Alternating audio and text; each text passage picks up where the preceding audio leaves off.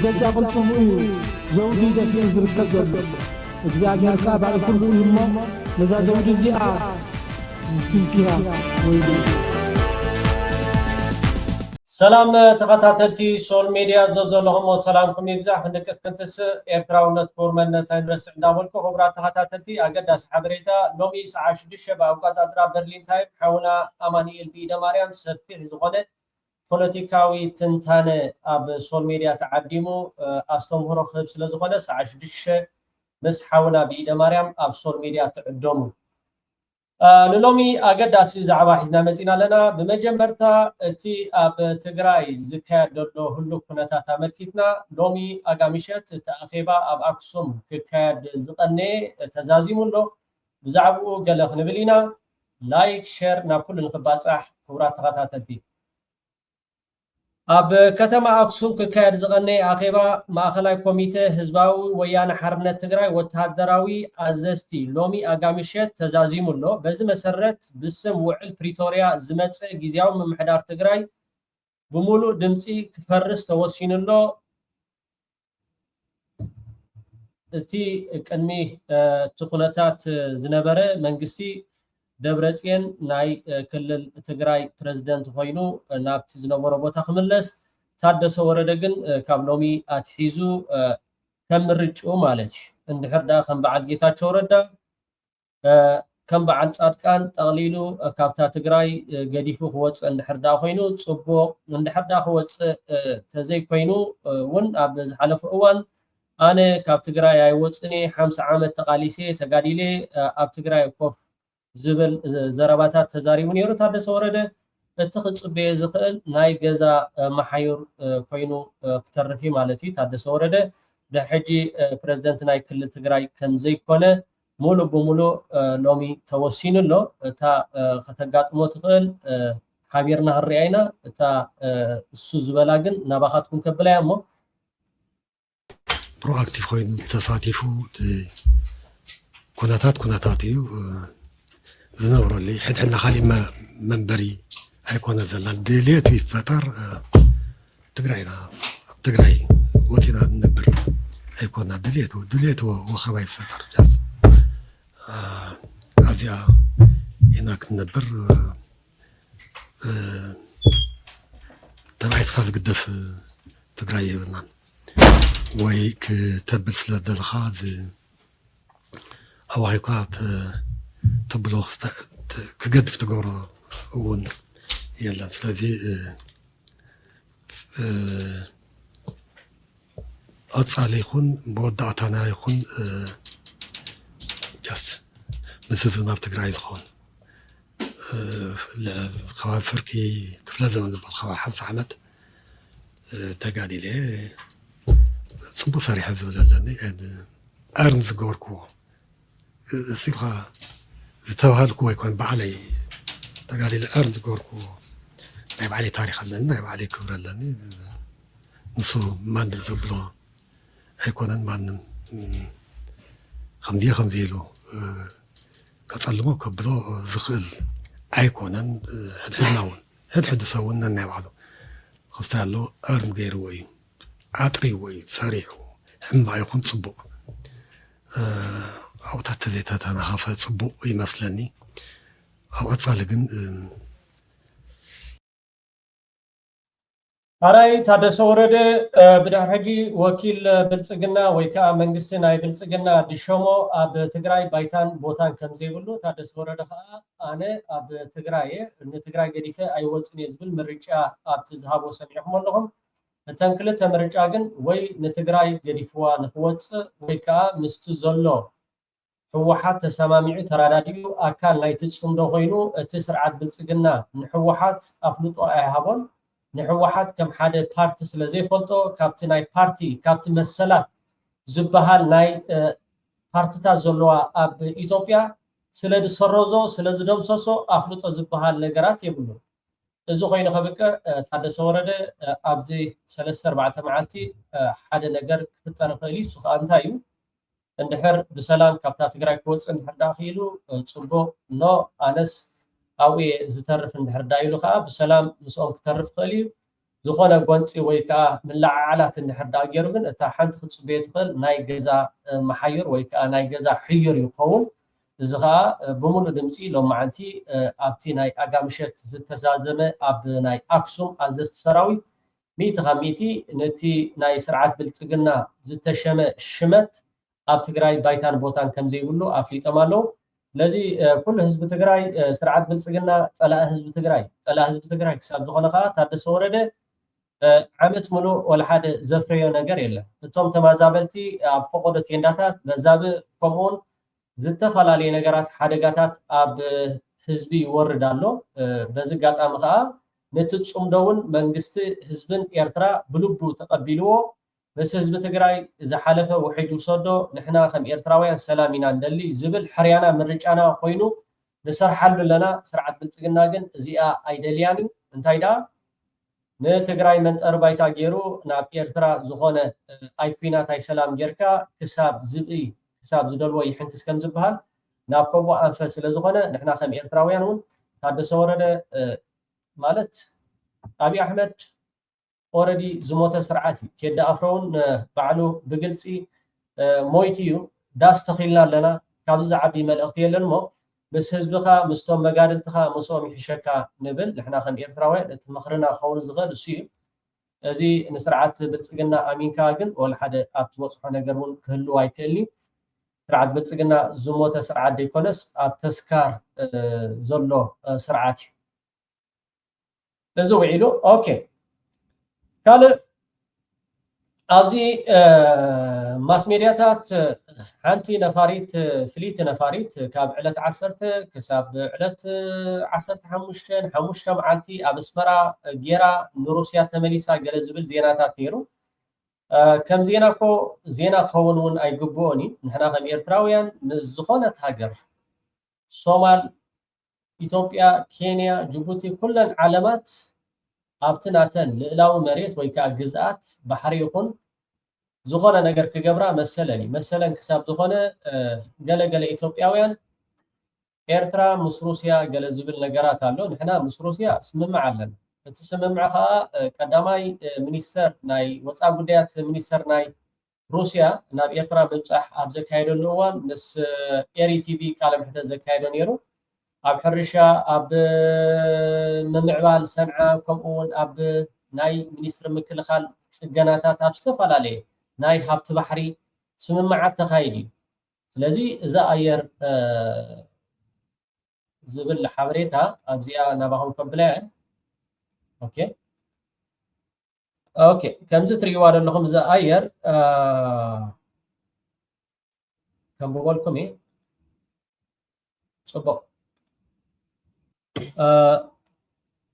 a Russian special flight square drone to 154M registration RA 85084 flew to East Africa on April 10 possible to Eritrea returned to Moscow yesterday ይብል ማለት እዩ ንሓሙሽተ መዓልቲ ኣብ ኤርትራ ከም ዝፀንሐት ከምኡውን ናብ ሞስኮ ናብ ሩስያ ከም ዝተመልሰት እዛ ኣየር እዚኣ ዘርኢ ናይ ግራፍ ወይ ከዓ ናይቲ በረራ ኣብ ማሕበራዊ ሚድያ ክዝርጋሕ ውዒሉ ኣሎ ነቲ ካልእ ሓላል ንኤርትራ ከዓ ሓራም ዝኾነሉ ኣይኮነን እዚ ከዓ ከም ሓደ ዜና እውን ክቐርብ ኣይግብኦን እዩ ዋላ እንተቐረበ እውን ፀገም ዘለዎ ይኮነን ስለዚ ኢትዮጵያ ድልያታ እንዳገበረት ኤርትራ ከዓ ድልያታ ዘይዝገብረሉ ኣብ ልዕላዊ መሬታ ናታ መሰል እዩ ማንም መሰል ናይ ሓንቲ ሃገር ከዓ እዚ ግበሪ እዚ ኣይትግበሪ ዝበሃል ነገራት የለን እዚ ዜና እዚ ግን ንኢትዮጵያውያን ድሕዝዎን ድጭብጥዎን ጠፊእዎም በዚ ኣጋጣሚ ከዓ ንሕና ከም ኤርትራውያን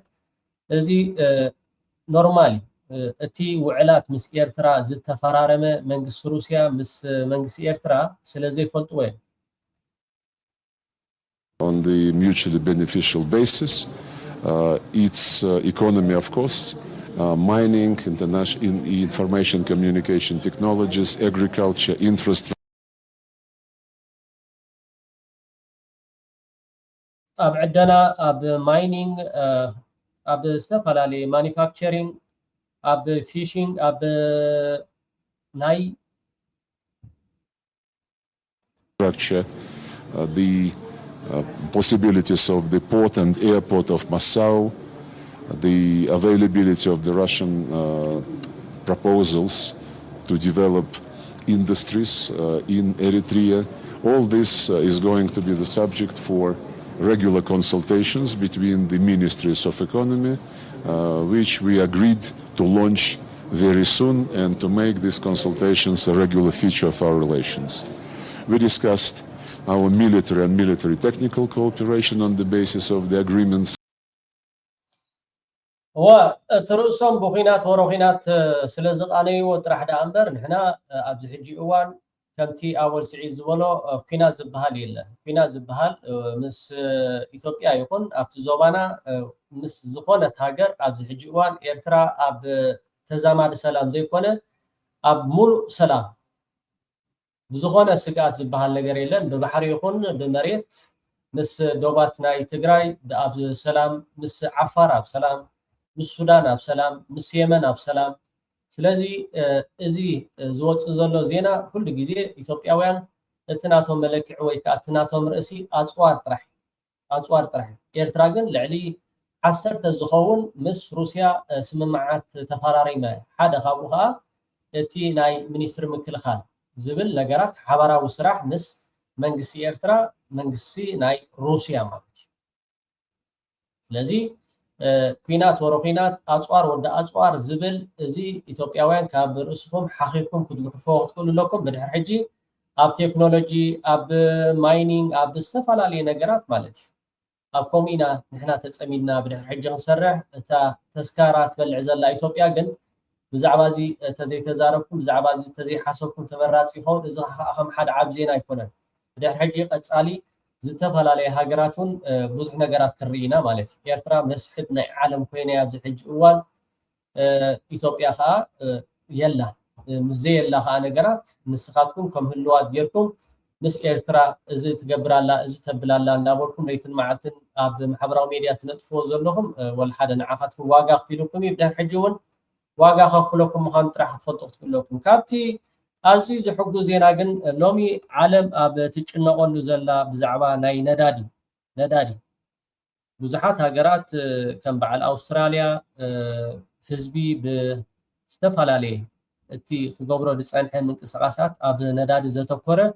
ممرحيتات كوتسا يرأي الله ولا إثيوبياون ممرحي كتوتسون أب زحلف أوانون رئيهم يركم أب تيناتهم محبرة ميدياتات لما عنتي كاب سعود عرب كاب جدة زتبقست بسلام ناب باطع خمزة أتوت إذا خا ندادي سعينا بسلام ناب إيرترا أتيانا إحنا خم إيرتراويان بتعامي أزيو دس دبل إذا خا أنت يوتي قرطو زخانة ناي منجسي إيرترا كايدا بوليتيكا مس كل الهاجرات مس قرابتي دتصنح دبلوماسياوي زمدنا بحلفي أبتقيه بحري إيرترا رحاب زحجوان أب سلام ولا سعود عرب أب مأكونات ولا إمارات بعلي يمن كلها تنتن الواز بهلا خم بعد السودانو أب مأكونات ينزلوا لو مجن إيرترا أب ميت خميتي أب سلام تي زعزوزته بسلام يمتى تي كتكرر صنحة بوليتيكها not for sale مس إيران يكونت مس إسرائيل يكونت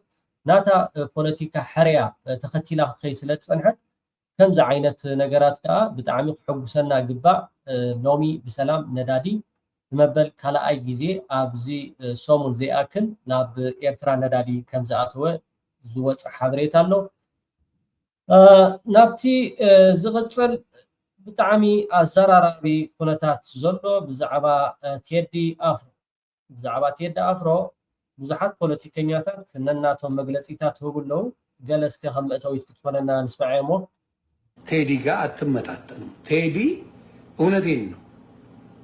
ወንበር ላይ ከተቀመጠው ከዶክተር አብይ በላይ ኢትዮጵያ ላይ ቴዲ አፍሮ ክብር አለው።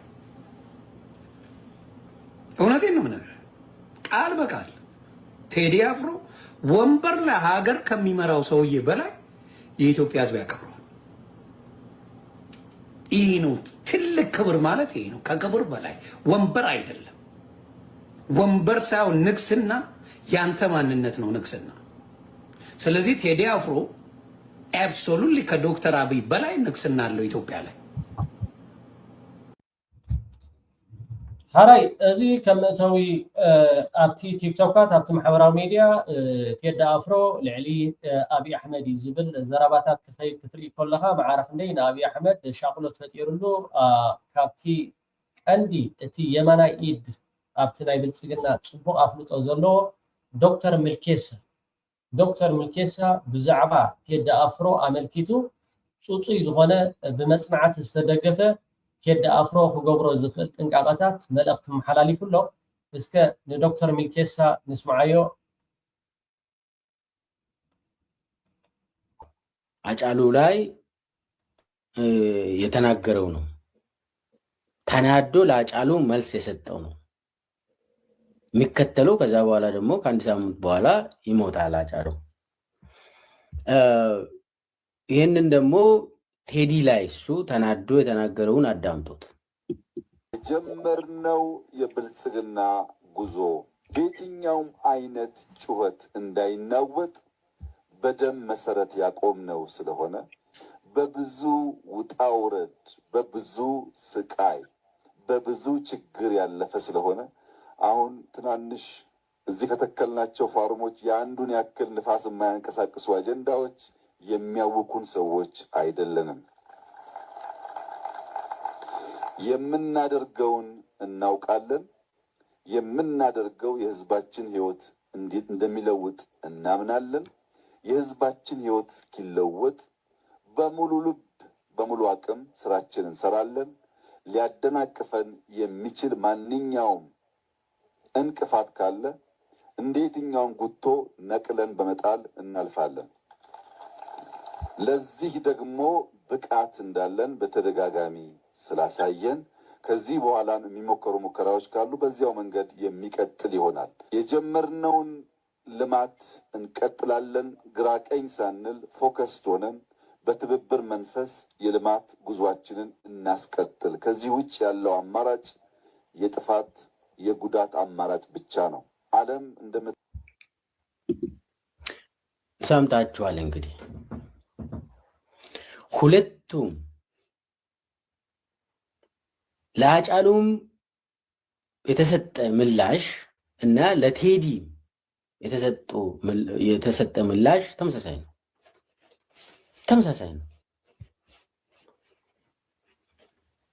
ለአጫሉም የተባለ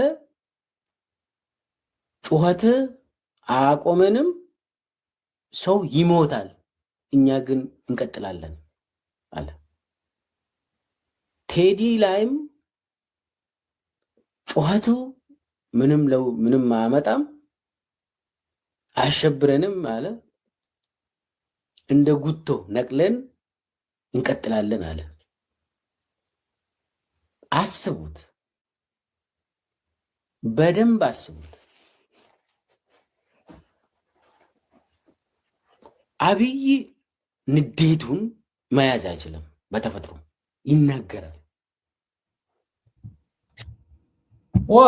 ዶክተር ምልኬሳ ብጣዕሚ ፅቡቅ ኣፍልጦ ዘለዎ ቅርበት ከምኡውን ካብቶም ላዕለዎት ኣዘዝቲ ካብ ኣብይ ኣሕመድ ኣትሒዝካ ፅቡቅ ገይሩ ዝፈልጥ ሓደ ካብቶም ፍሉጣት ፖለቲካ ተንተንቲ ናይ ኢትዮጵያ ኮይኑ ዶክተር ምልኬሳ ኣብይ ኣሕመድ ዝኾነ ነገር እቲ ሕርቃኑ ወይ ከዓ ውሽጣዊ ስምዒቱ ክሓብእ ዘይክእል ሰብ ንሃጫሉ ከምቲ ዝገበሮ ከም ኣብነት ኣምፅኡ ኣብ ሓደ ኣኼባ ዝተዛረቦ ዘረባ ከነወግድ ኢና ከነብል ኢና ዝብል ነገራት ቃላት ርዱእ ነገር እዚ ከዓ ንቴዲ ኣፍሮ ዘናፃፀረ እዩ ብምባል ዶክተር ምልኬሳ ኣዝዩ ኣገዳሲ ዝኾነ መልእኽቲ ኣመሓላሊፉ ዘሎ ሰው በደንብ ከተከታተለ የሚያደርገውን ሁሉ ያወራል። ሳያቅ ነው ደግሞ የሚያወራ። ሌላ ኩሉ እቲ ዝገብሮ ይዛረብ እዩ ኣብይ ኣሕመድ ኩሉ እቲ ዝገብሮ ይዛረብ እዩ። ሰኣን ፍልጠቱ ግን ከምኡ ኢሉ ዝዛረብ ሚስጢር ወይ ከዓ እቲ ውሽጣዊ ቁጥዑ ወይ ከዓ ሕርቃኑ ዋላ ተሓጓሱ ካብቶም ክቋፃፀር ዘይክእል ሰብ እዩ። ክገብር ከዓ ዝደልየ ነገራት ዝዛረብ ሰብ እዩ። አጀንዳ ውስጥ አስገብቶ ነው የሚያወራ። ለአጫሉ መልስ የሰጠ የዳቦ እንትን ምረቃ ላይ ነው። አንድ ፋብሪካ ዳቦ ብሎ አቃቂ ላይ የተገነባ እሱ ላይ ሄዶ ነው አጫሉ የሚያምንበትን ያደርጋል። አድርጓል፣ ተናግሯል። ለሱ ምላሽ የሰጠ አብይ ብልጽግናን የሚያቆም ኃይል የለም። ሰው ይሞታል፣ እኛ ግን እንቀጥላለን አለ። አሁንም ዳግም ማዳመጥ ያስፈልጋል። ለካ ከምቲ ናይ ሃጫሉ ኣብ ሓደ መመረቕታ ከይዱ ዝተዛረቦ ዘረባ ልክዕ ኣብዛ ናይ ቴዲ ኣፍሮ ከዓ ከመ ዓይነት ዘረባ እዩ ዝዛረብ ዘሎ። ኣብ ሓደ ናይ ዳቦ መመረቕታ ከይዱ ማለት እዩ፣ ኣብ ናይ እንዳባኒ ማለት እዩ፣ ዓብ ፋብሪካ ኣብኡ ከይዱ ዝተዛረቦ ዘረባ ንሃጫሉ ከዓ ከም ዝቆተሎ ኣብይ ኣሕመድ ከም ዘወገዶ ዶክተር ሚልኬሳ ምስክርነቱ ይህብ ኣሎ። ሰው ይሞታል፣ እኛ ግን እንቀጥላለን አለ። አሁንም ዳግም ማዳመጥ ያስፈልጋል። ለአጫሉም የተሰጠ ለቴዲም የተሰጠ መልስ እንደገና እናዳምጥ። የሚመለከት ህዝብ ወደፊት መጓዝ ይቸገራል። ወደፊት መጓዝ የሚፈልግ ህዝብ ደግሞ ወደኋላ መመልከት ያለበት ዛሬን ለመስራት እንጂ በትናንትና ውስጥ ለመኖር መሆን የለበትም። ኢትዮጵያ አሁን ያለችበት ሁኔታ ወደፊት መበልጸግ ላላት ፍላጎት ምንም አይነት ችግር መሆን አይችልም፣ እድል ነው የሚሆነው። ይህ እድል ግን ይሳካ ዘንድ ወደፊት መመልከት ያስፈልጋል። ሁሉም ሰው የታሪክና የትናንትና ተንታኝ ከሆነ ወደፊት መጓዝ አይቻልም። ትንተናውን ለታሪክ ምሁራን መተው ያስፈልጋል። ይህ ህልምና ራዕይ ማቆም ማስተናከል የሚችል ኃይል የለም። ግለሰቦች ይወድቃሉ፣ ግለሰቦች ይነሳሉ። ኢትዮጵያ ግን ትበለጽጋለች። ድህነት የሰለቻት ሀገር ስለሆነች ለመበልጸግ ያላትን ፍላጎት ለማቆም የሚጮሁ ድምፆች እንጂ የሚያቆሙ ኃይሎች አይኖሩም። ትክክል። እዛ ቪድዮ እዚኣ ካበይ ረኺብዋ ብጣዕሚ ምዃንኮ ካብቶም ፍሉጣት ፖለቲከኛታት ዶክተር ሚልኬሳ ኣብኡ ስለ ዝነበረ ሕጂ ግን ቀንዲ ተቃዋሚ ናይ ኣብይ ኣሕመድ እዩ ዘሎ። እዛ ዘረባ እዚኣ ሕጂ ዝተዛረባን ኣብዛ ናይ ሃጫሉ ዝተዛረባ ዘረባን ሕደየን። ስለዚ ኣብይ ኣሕመድ ክገብር ዝኽእል ነገራት ኣቐዲሙ ዝዛረቦ ዘረባታት ብምባል ነቲ ትንታነ ዝህብ ዘሎ ብጣዕሚ ደስ ደብል እዩ። ታሪክ ምሁራን መተው ያስፈልጋል። ይህ ህልምና ራዕይ ማቆም ማስተናከል የሚችል ኃይል የለም። ግለሰቦች ይወድቃሉ፣ ግለሰቦች ይነሳሉ። ኢትዮጵያ ግን ትበለጽጋለች። ድህነት የሰለቻት ሀገር ስለሆነች ለመበልጸግ ያላትን ፍላጎት ለማቆም የሚጮሁ ድምፆች እንጂ የሚያቆሙ ኃይሎች አይኖሩም። ይህ እንዲሆን መሰብሰብ፣ መደመር፣ ወደፊት መመልከት፣ የምንፈልገውን ነገር ሞያ በልብ እያልን ማሳካት ያስፈልጋል።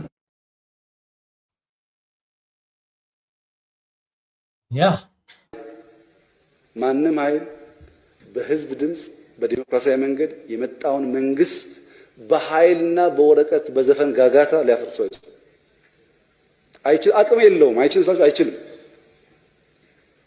ግድያ የተፈጸመ ጊዜ እኮ ጣፎ የሚገኘው የቴዲ ቤት እኮ ተከቧል።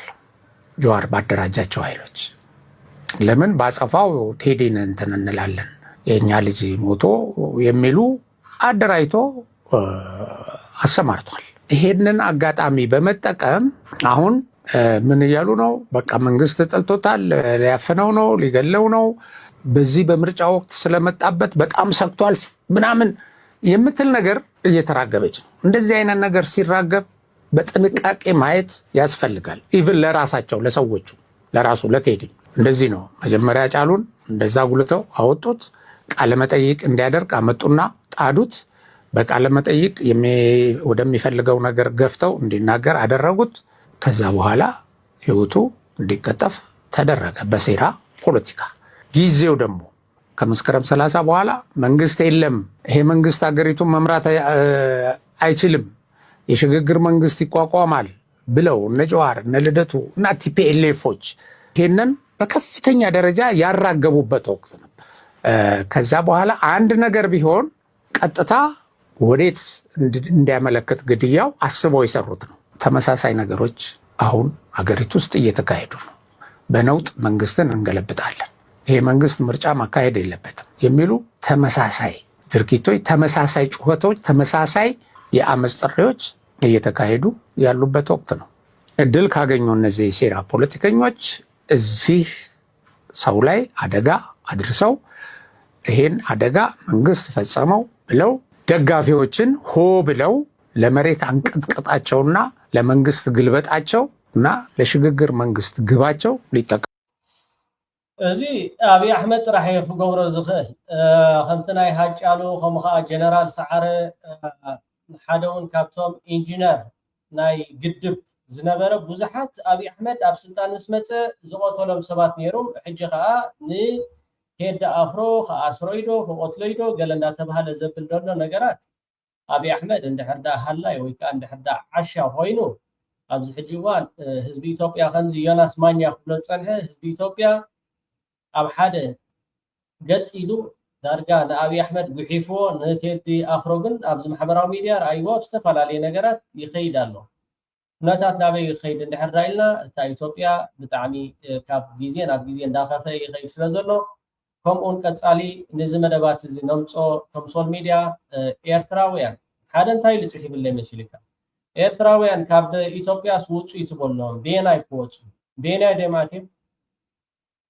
ደማትዮም ውፁ ብሎም ኣነታ መልእኽቲ ንኽትኣቱ እንድሕር ዳ ደይፀገመካ ንኽትወፁ እውን ኣይፀግመካን። ብዝተፈላለየ መገዲ ኣነ ንኬንያ ንዩጋንዳ ኺዳ ይብለካኒ ኣይፈልጦን እየ ሓላፍነት እውን ክወስድ ኣይደልን። ብዝተኻለኩም መጠን ግን ናብ ትግራይ ክትመፅሉ ትኽእሉ መገድታት ብዝተፈላለየ ሂወትኩም ኣድሕኑ። እዚ ጉዳይ እዚ ናብ ዝኸፍአነ ደረጃ ገፁ ይኸይድ ስለ ዘሎ ክንብል ከለና ኣይትውፁ በሎ እንታይ ዳ ክገብሩ ያ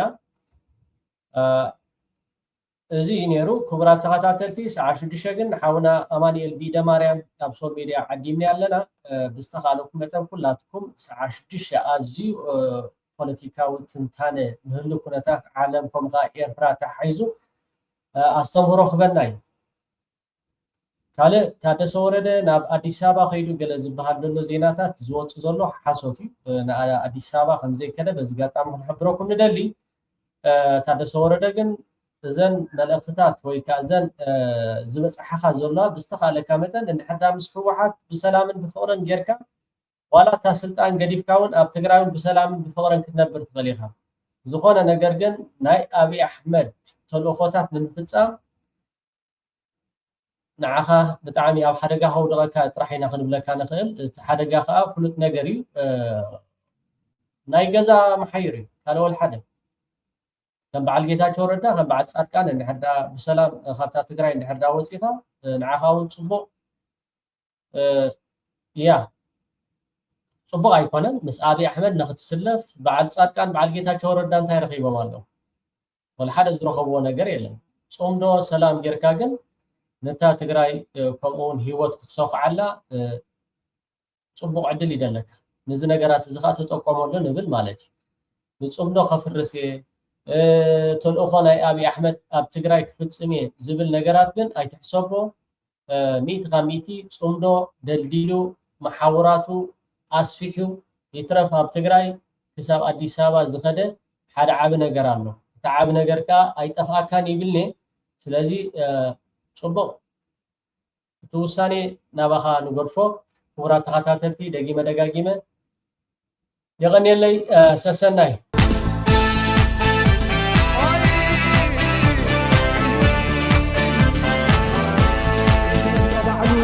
بجد قلتم ايه زوجي ده في زرك الجد እግዚአብሔር ቃል ባይኩሉ ይሞ ለዛ ዘውጅ እዚኣ